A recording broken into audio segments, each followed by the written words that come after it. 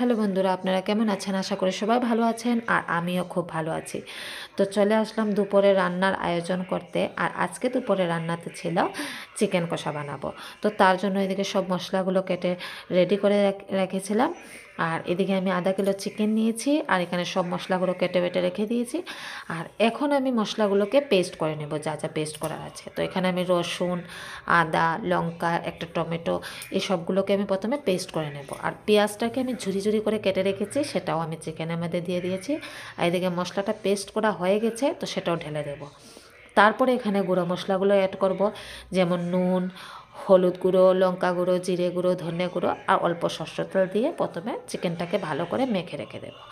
তো তারপরে এদিকে কড়াইটাও বসিয়ে দিয়েছি আর তেলটা গরম হয়ে গিয়েছে। তো তার মধ্যে আমি একটা তেজপাতা আর গোটা গরম মশলা দিয়ে দিয়েছি। গোটা গরম মশলার মধ্যে একটা দারচিনি, লং আর এলাইচি, সেগুলো দিয়ে তারপরে আমি চিকেনগুলোকে দিয়ে দিলাম।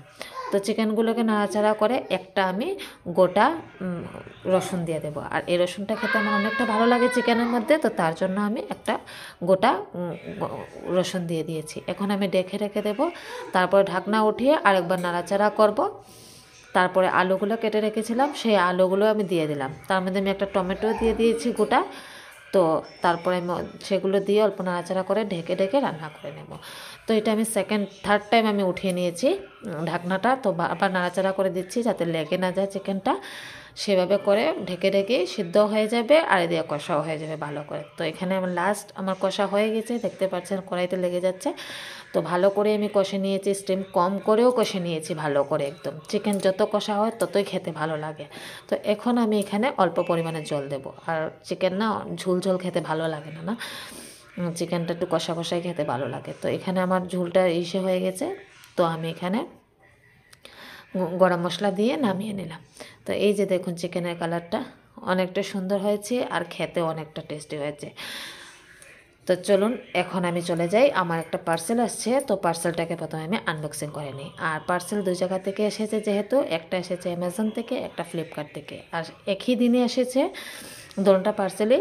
তো এখানে আমি যেটা অর্ডার করেছিলাম, এটা আমার ছেলের বার্থডের জন্য ডেকোরেশন করার জিনিসটা আমি অর্ডার করেছিলাম। তো সেগুলো দুটো অর্ডার করেছিলাম, দুটোটা সুন্দর আসছে। আর এদিকে দিয়েছিল বেলুনটা ফুলানোর জন্য। আর এইদিকে আমি অ্যামাজন থেকে যেটা অর্ডার করেছিলাম, এটাও আমি ঘরের ডেকোরেশনের জন্য অর্ডার করেছি। আর সেটা হচ্ছে ফ্লাওয়ার, এই যে এটা ফেক ফ্লাওয়ার যেটা, সেটা।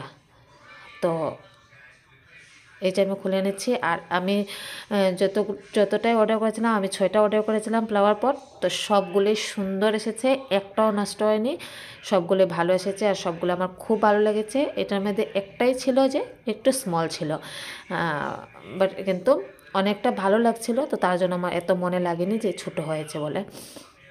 এই যে সবটি সুন্দর এসেছে আর সবটি অনেকটা একটার থেকে একটা সুন্দর লাগছিল দেখতে। এই যে আপনারা দেখুন, আপনারা বলবেন যে কেমন লেগেছে এই ফ্লাওয়ারটি। Tata, bye bye.